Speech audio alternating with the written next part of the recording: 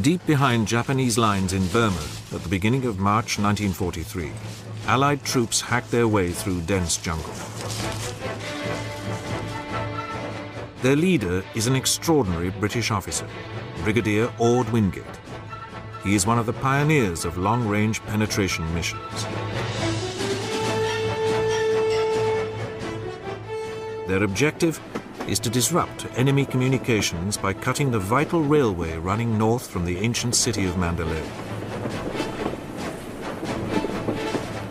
For the first time in World War II, the Allies are taking on the Japanese in the jungle, terrain where they had hitherto reigned supreme.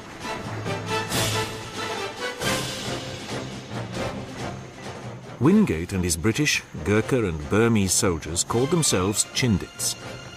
By the end of their first mission, they will have proved that the Japanese can be beaten in the jungle and that Allied troops are capable of achieving victory in the most grueling of conditions. Immediately after their surprise attack on the US Pacific Fleet base at Pearl Harbor on the 7th of December 1941, Japanese forces invaded Malaya. The arrogant British belief that Japanese soldiers were inferior was quickly shattered. They proved to be masters of jungle warfare, constantly outflanking British positions and destroying them. Within 7 weeks, the Japanese had driven the British back onto Singapore Island, which surrendered on the 15th of February 1942.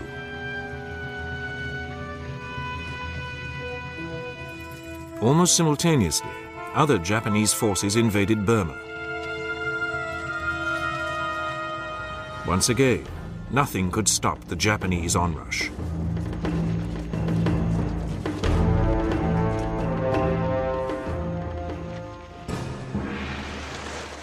In early May 1942, the survivors of the British forces in Burma crossed the river Chindwin and limped back on foot into India.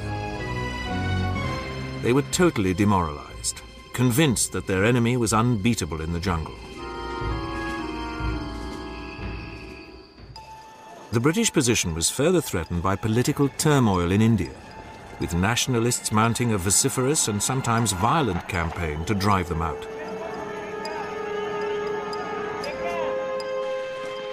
And by a major famine, which devastated Bengal. These crises tied down a large proportion of the forces available to defend India.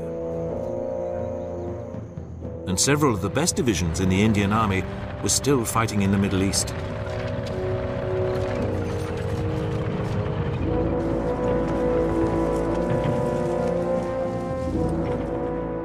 It was in these grim circumstances that a junior officer approached General Sir Archibald Wavell, the Commander-in-Chief in India, with a revolutionary idea. Lieutenant Colonel Orde Wingate was an unusual officer. Commissioned into the Royal Artillery in 1923, he had soon become bored by peacetime soldiering in Britain. In 1927, he was posted to the Sudan Defence Force, where he enjoyed the challenge of leading natural soldiers.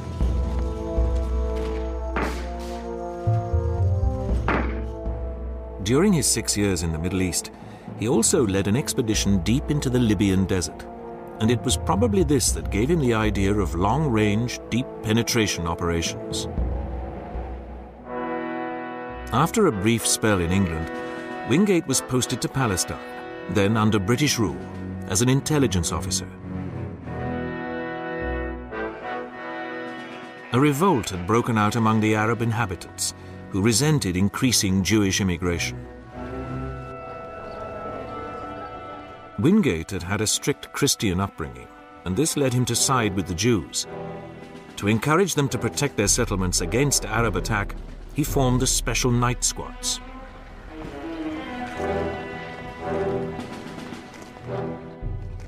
These also took the war to the Arabs, launching reprisal attacks.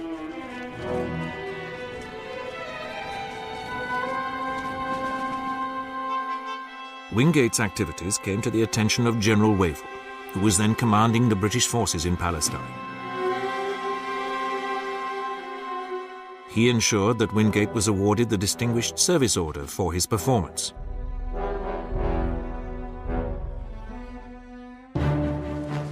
But by the outbreak of war in September 1939, Wingate was back in Britain on the staff of an anti-aircraft brigade.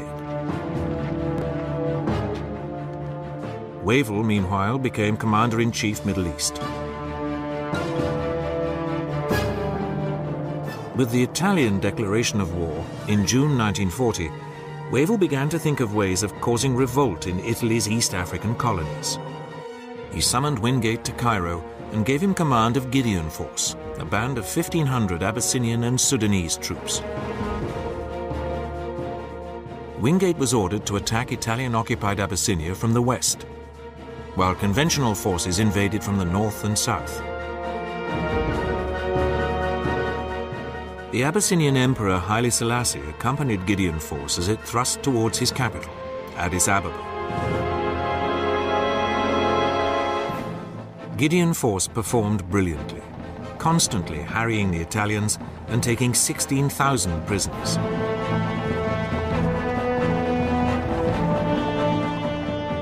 But having entered Addis Ababa in triumph, Wingate was recalled to Cairo.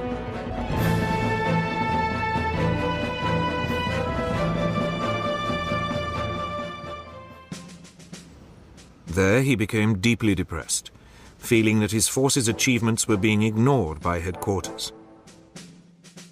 Wingate then went down with malaria, attempted suicide, and was evacuated back to Britain.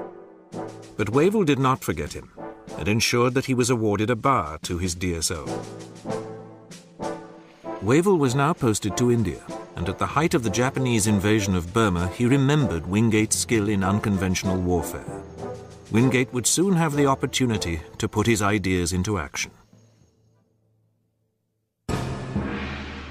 Having summoned Orde Wingate to India in early 1942, General Wavell's initial intention was to use him to liaise with the Chinese 5th and 6th Armies, which were operating in northern Burma against the Japanese invaders.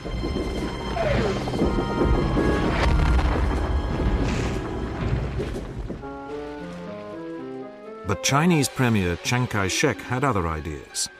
He selected US General Joseph Stilwell for this task. Wingate was then given the job of organizing guerrilla operations, but the Japanese onrush prevented these from being put into effect.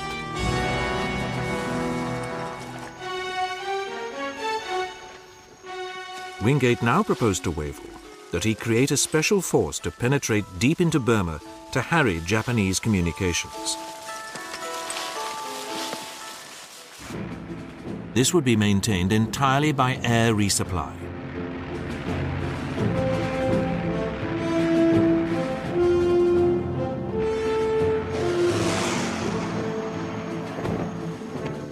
Wavell agreed, and the Chindits were born. Wingate wanted to select his own men to be Chindits, but Wavell told him that he would have to accept what he was given.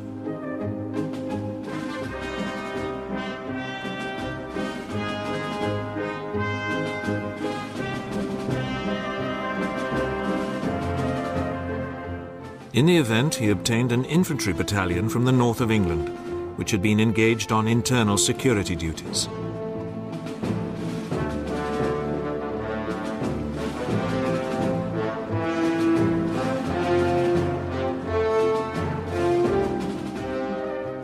He also had a battalion of Gurkha rifles and one of Burma rifles. The official title of the force was 77th Infantry Brigade. Wingate adopted the Chinti, the mythical beast that guards every Burmese temple, as his force's symbol. But his mispronunciation of the name led to his men being nicknamed the Chindits. The Chindits carried out their training in the jungles of central India. They were organized in columns of 300 men, with 100 mules to carry supplies and ammunition. RAF radio teams accompanied each column so that they could direct air resupply. Wingate's first priority was to get his men used to living and fighting in the jungle, Not an easy task, given the series of defeats which the Japanese had inflicted on them.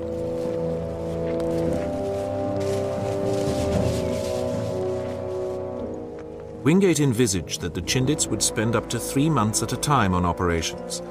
They would be constantly on the move, so physical fitness was vital.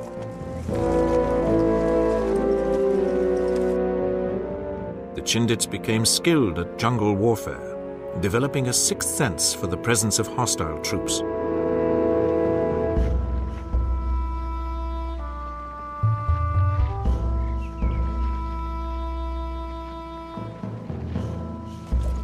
Inevitably, some men could not match up to Wingate's exacting standards and had to be replaced.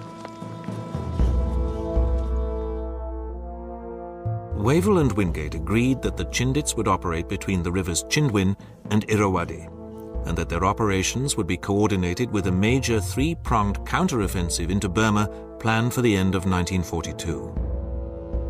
In the north, American General Joseph Stilwell and Chinese forces would advance from Lado, building a road to connect with the old Burma Road, which had been the main Allied supply route to China.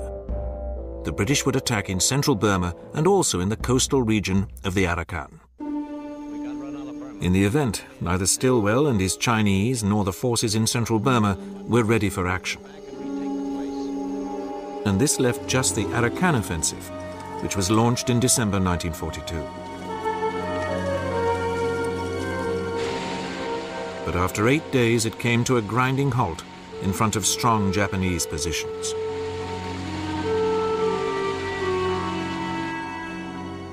The attackers suffered badly from malaria, and their abortive offensive only reinforced the belief that British and Indian troops were inferior to the Japanese in jungle fighting. Even though Wavell's overall plan had failed, he was still keen to try Wingate's concept of long-range penetration. The Chindits would therefore go it alone. Their first operation, codenamed Longcloth, was to remove a possible threat to Fort Hertz, the last British outpost in northern Burma. The Chindits were to cut the Mandalay-Michenar Railway, harass the Japanese around Mandalay, and, if possible, cut the Mandalay-Lashio Railway. On the night of the 13th of February 1943, the Chindits crossed the river Chindwin.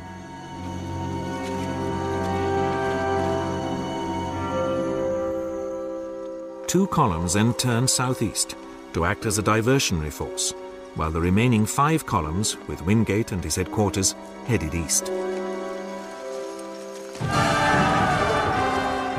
The southern force had its first brush with the Japanese on the 18th of February.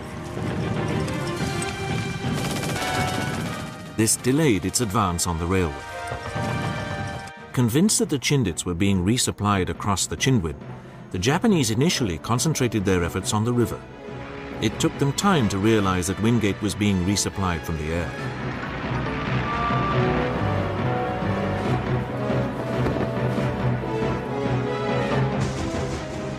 By the beginning of March, both Chindit groups were able to begin their railway cutting operations.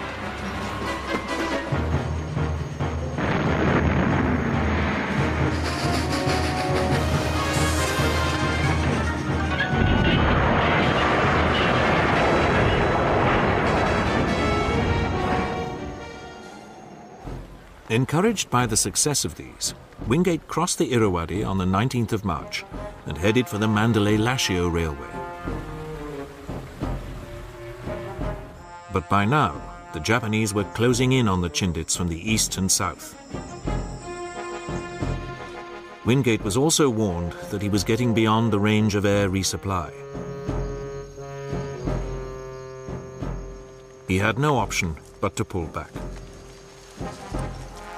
The Japanese barred his way at the Irrawaddy, so he ordered the Chindits to split up into their individual columns and make their own way back to India.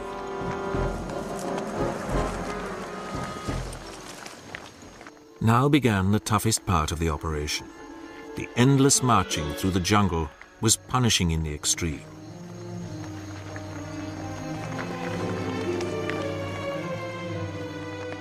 The exhausted men began to come down with malaria, dysentery, and typhus. They were confronted by other problems. Sometimes the weather closed in and the sky failed us, and for days on end, men would go without any food of any kind. One column was 10 days without food. When that happened, what did we do? We turned to the mules, poor things, and we had started to eat them. I do not recommend mule steak. It is impenetrable. The ruggedness of the terrain was another problem.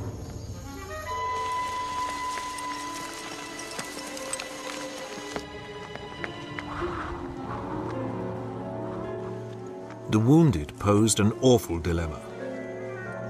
Some were grievously wounded, so grievously that they could not be allowed to continue in their agony. And so we put their agony to an end. It was the only thing to do.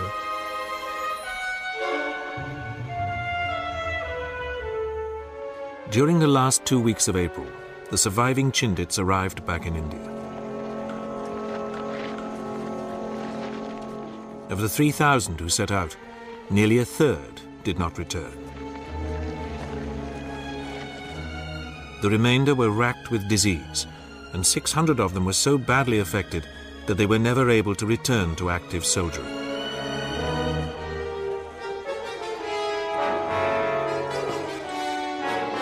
The physical damage that the Chindits inflicted on the Japanese had little influence on the overall situation in Burma, but they had proved that Allied troops could match the Japanese in the jungle. When Wingate got back to India, he found that Wavell had ordered another long-range penetration brigade to be raised.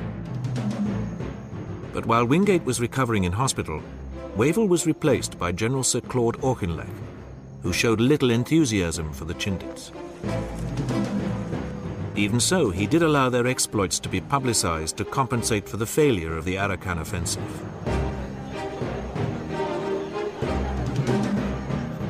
This gave the Chindits pride in what they had achieved. A copy of Wingate's report on Operation Longcloth was also sent to London. It was seen by the Prime Minister, Winston Churchill, who was deeply impressed, even suggesting that Wingate should take command of the Burma front. He summoned the Chindit commander back to London.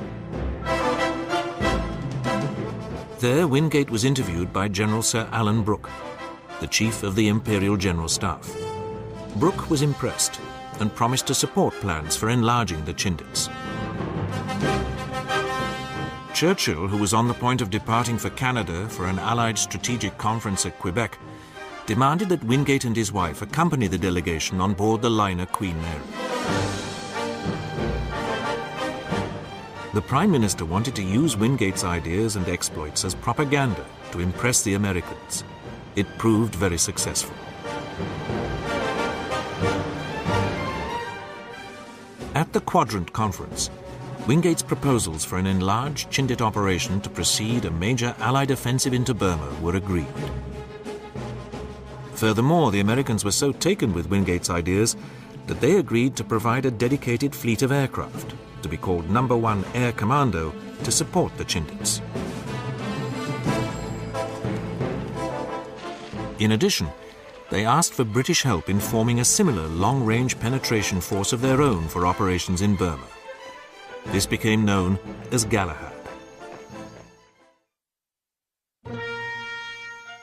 Wingate, now promoted to Major General, returned to India in September 1943. Special Force, as the Chindits were now officially called, was assembled in the jungles of central India during October and November.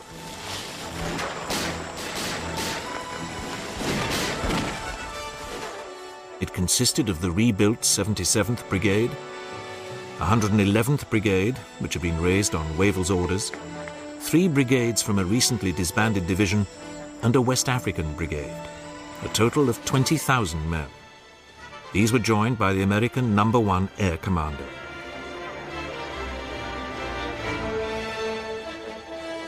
Wingate quickly established an excellent relationship with its youthful-looking commander, Colonel Phil Cochrane.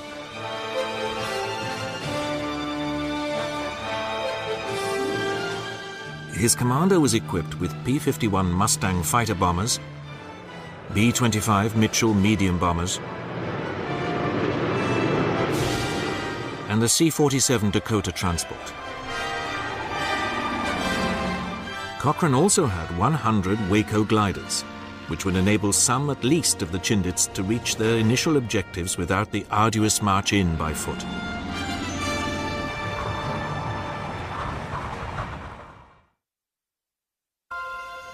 Lord Louis Mountbatten was now Supreme Allied Commander, Southeast Asia. He was enthusiastic about the Chindits and keen for them to play a major part in the offensive operations planned for early 1944.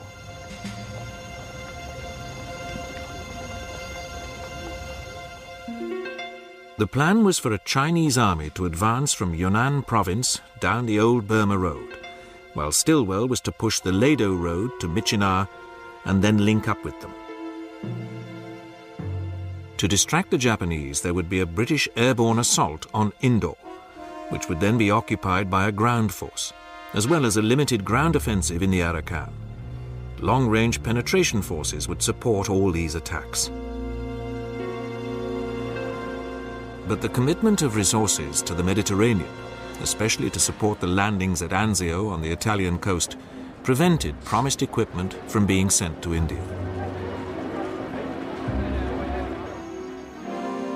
In addition, intelligence indicated that the Japanese were preparing their own offensive, one which turned out to be a full-blown invasion of India. As a result, the British operations in central Burma were cancelled. Although the Arakan offensive did go ahead in early January 1944.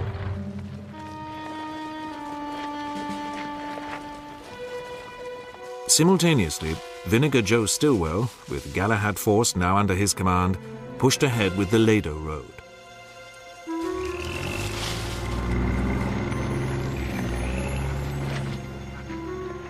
The Chindits were to disrupt the Japanese forces facing Stilwell in northern Burma and prepare the way for the Chinese advance from Yunnan.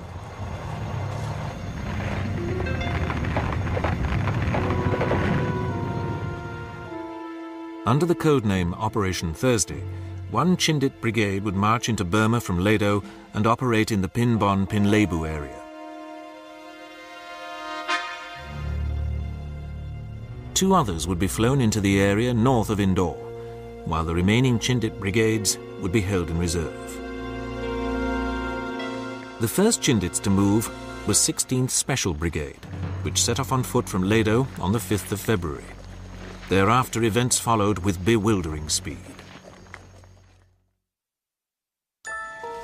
On the 6th of February 1944, the day after the 1st Chindit Brigade set off from Lado, the Japanese launched a counterattack in the Arakan. Thanks to air resupply, the British were able to hold on, even though totally cut off.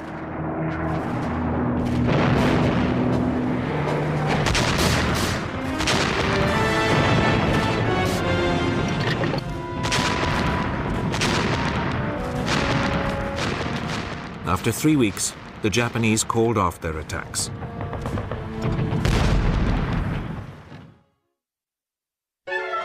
Meanwhile, 77th and 111th Chindit Brigades were preparing to be flown from northern India to a number of pre-selected landing grounds north and east of Indore.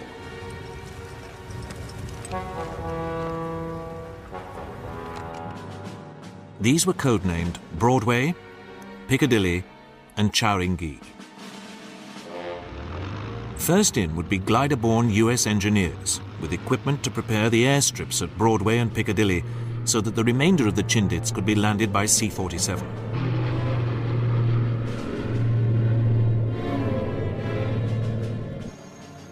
But on the afternoon of the 5th of March, as the gliders prepared to take off for Broadway and Piccadilly, Wingate was shown air photographs from a reconnaissance sortie flown a few hours earlier. Logs had been placed on the landing zone at Piccadilly.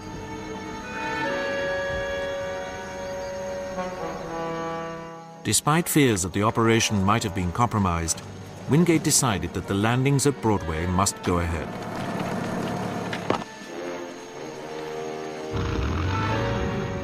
the gliders took off.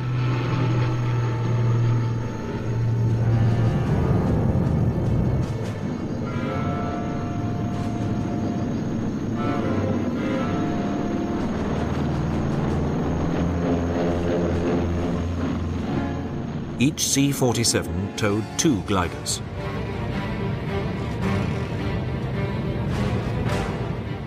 Brigadier Mike Calvert, commanding 77th Brigade, was one of the advance party.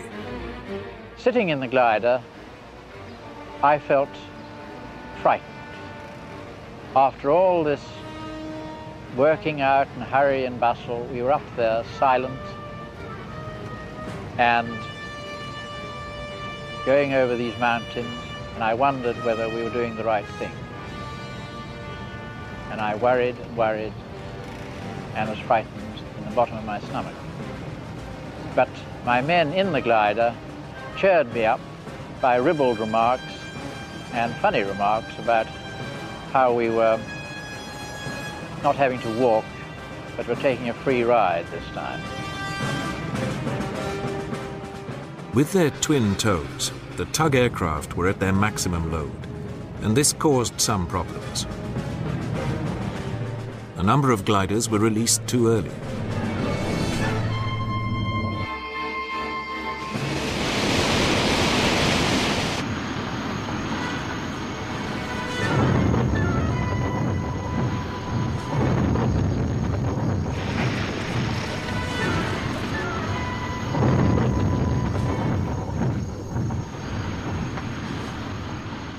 Others crashed on landing at Broadway.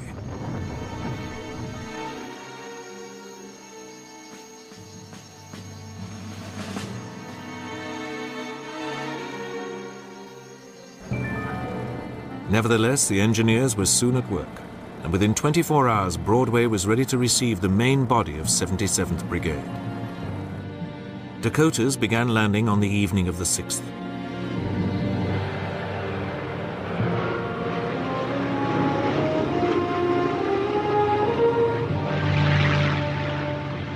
To avoid congestion at Broadway, Wingate decided that 111th Brigade would land at Chowringghee. But there were also problems here when the glider carrying the airfield construction equipment crashed. The strip had to be prepared almost entirely by hand. It proved too short for some of the more heavily laden Dakotas, and part of 111th Brigade had to land at Broadway. Even so, by the 12th of March, the 2 Chindit brigades were fully deployed.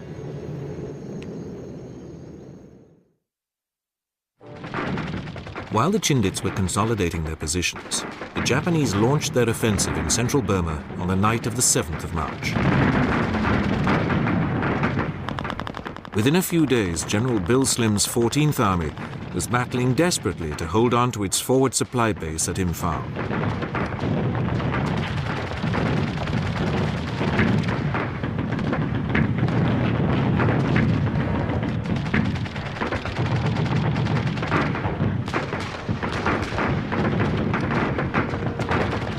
The Chindits, secure in their strongholds and now reinforced by artillery, indirectly helped the defense by drawing off Japanese troops.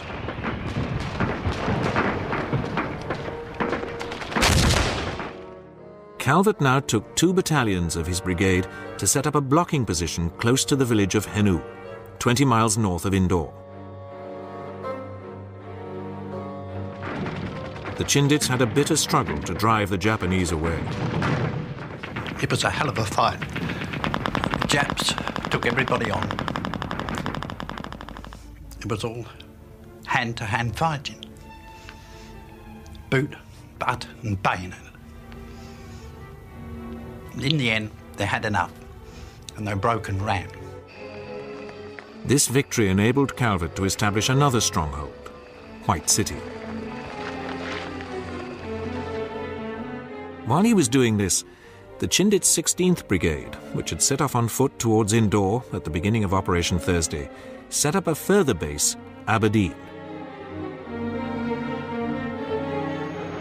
On the 22nd of March, the first gliders started to arrive.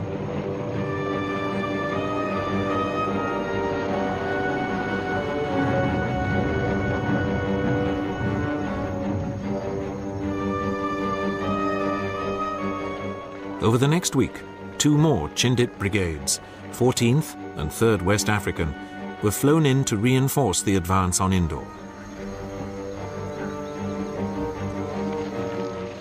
This was just in time, for the Japanese had been deploying troops to the Indore area, and by early April, they had some 18,000 men concentrated there. While his forces moved into enemy-held territory, Wingate spent much of his time flying from brigade to brigade so that he could talk in person to his commanders in the field.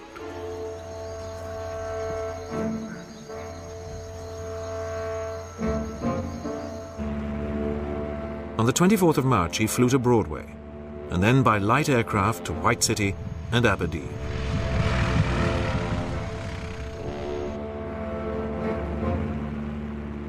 He then boarded one of Cochrane's bombers to return to Imphal.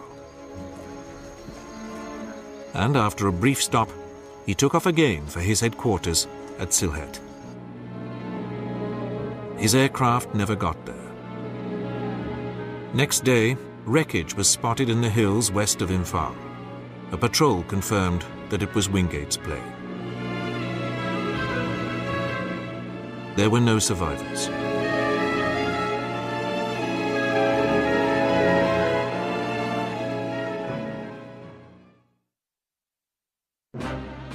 Ord Wingate's death was a tragic loss, but Operation Thursday must go on.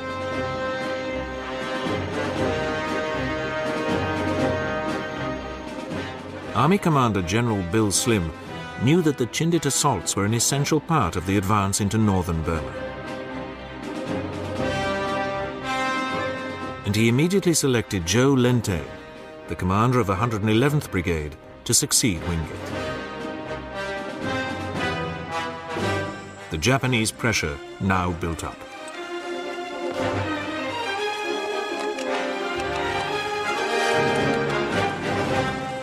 As 16th Brigade neared Indore, it was fiercely counterattacked and forced back to its base at Aberdeen.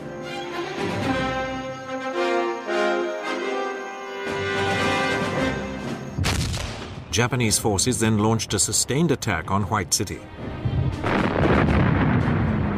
The battle normally began at dusk with Japanese creeping up to the wire and putting explosives into the wire to try and blow a hole in the gap. They were usually extremely noisy. They came shouting and screaming and blowing bugles. And the Japanese, when they started to attack, they first of all had this about 30 yards of wire. It's relative First World War wire, booby-trapped, mines and everything, and with up to about 12 3-inch mortars, mortaring them, and about the same number of Vickers machine guns.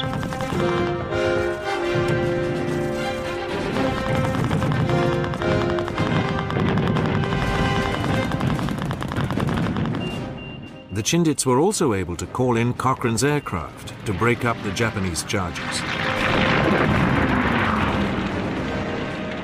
Eventually, the enemy was forced back with heavy casualties.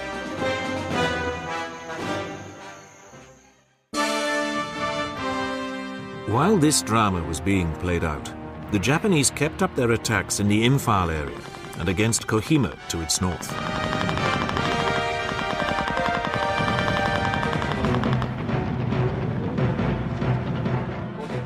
The 14th Army was unable to move forward to support the Chindits. So at a conference on the 9th of April, Mountbatten decided the whole thrust of Operation Thursday would have to be changed. 16th Brigade, which had been in the jungle the longest and had made its approach march overland, was to be evacuated by air from Aberdeen.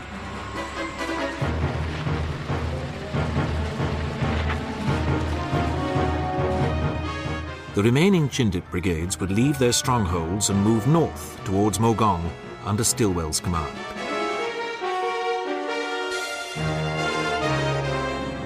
Before being evacuated at the end of April, 16th Brigade made one last gallant attempt to capture Indore. It managed to seize one of the airfields, but could not get any further.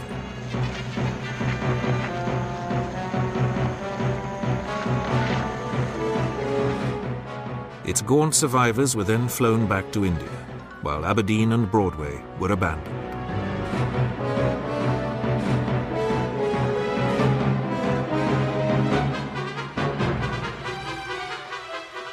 The Chindits left White City on the 9th of May and moved north.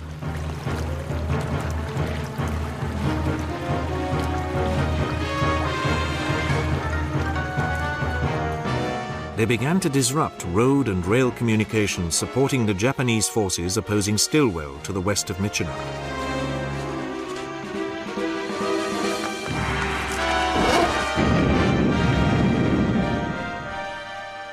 Another stronghold, codenamed Blackpool, was established as a supply base, but this soon proved unsatisfactory.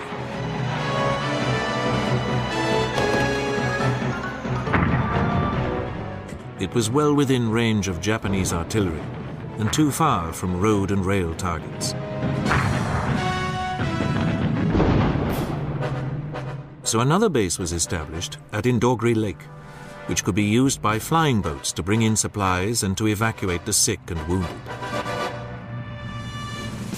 But it soon proved desperately unhealthy, and cases of malaria and typhus soared. As the Chindits advanced towards Mogong, they were involved in a series of fierce battles.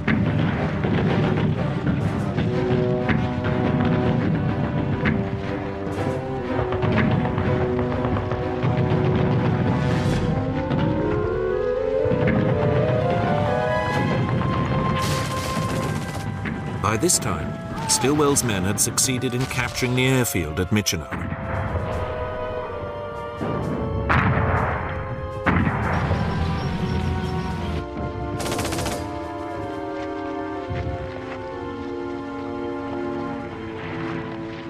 But they were unable to get into the town itself, which the Japanese had reinforced.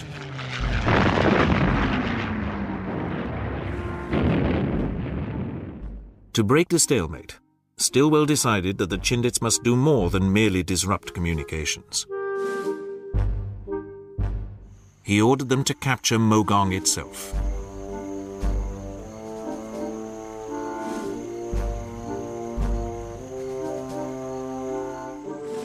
It was a daunting task for troops who had been behind enemy lines for almost 3 months, suffering increasingly from disease and exhaustion, and who lacked the necessary heavy weapons to tackle a major defensive position.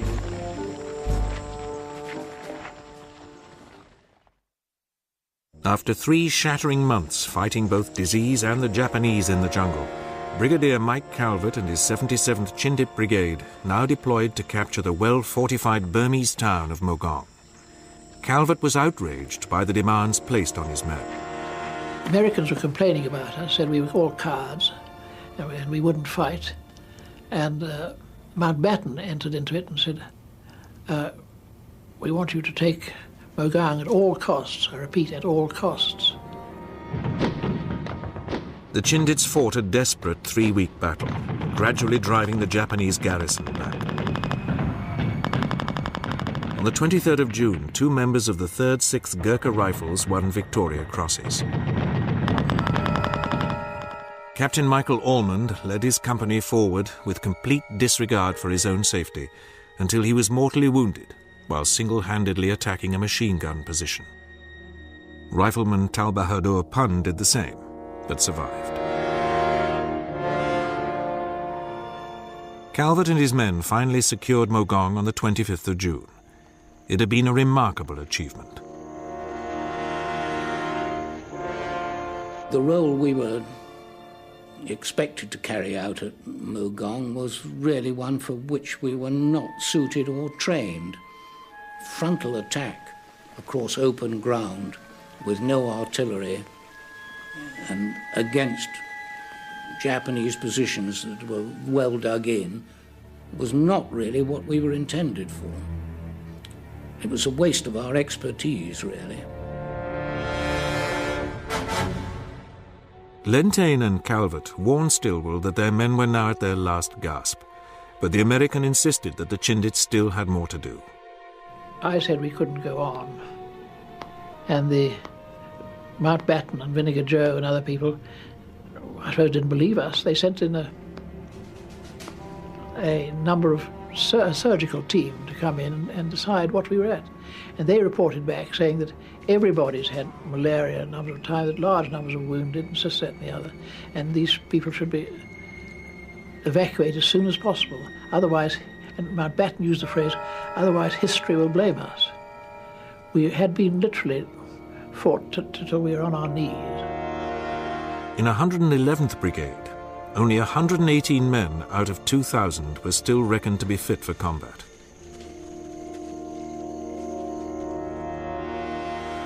But this became 119 when the brigade commander, John Masters, furious that any of his men should be deemed still fit, added his own name to the list.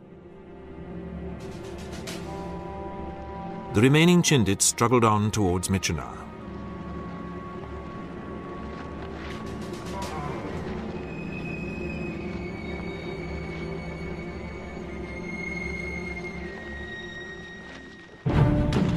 On the 3rd of August, Stilwell finally secured the town.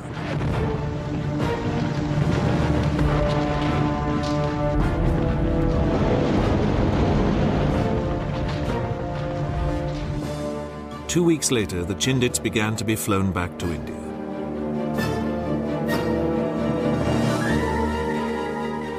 They had suffered 1,000 killed, 2,800 wounded, and 6,000 sick. Nearly 5,000 Japanese had been killed during the 5 months they had been in the jungles of Burma. By the time the surviving Chindits arrived back in India, the tide of war in Burma had turned.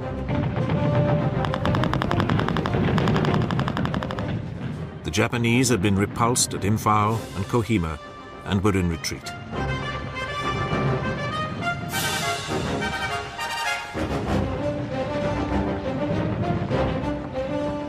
In December 1944, the final Allied advance began.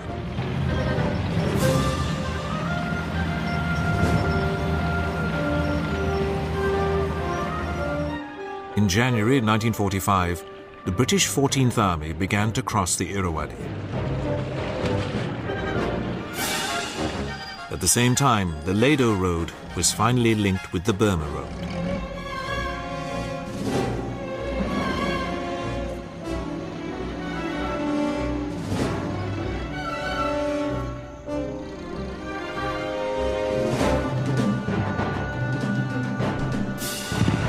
Supplies could now reach China overland for the first time in more than 3 years.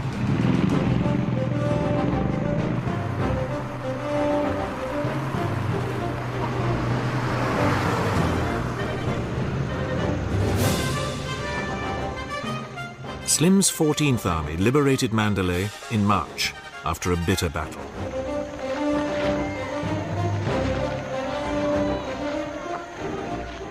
Then the final advance south to Rangoon began.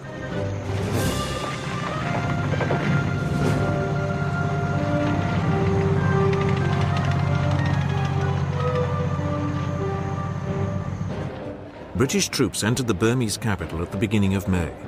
Thereafter, it was merely a question of mopping up the remaining Japanese forces.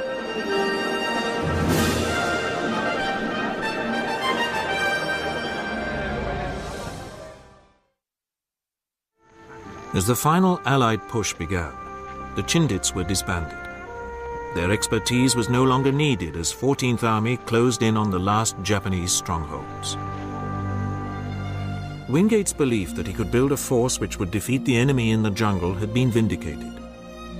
Today he is buried far from those jungles, in the U.S. National Cemetery at Arlington, Virginia, alongside the crew that flew him on his last fatal flight. After the war, it was suggested that Wingate had gone too far in believing that only long-range penetration operations could win the war in Burma, and that the Chindits had absorbed resources which could have been better used elsewhere. But the effect of the first Chindit operations in distracting the Japanese and disrupting their communications should not be underestimated, and the gallantry of their final actions to capture Mogong was extraordinary.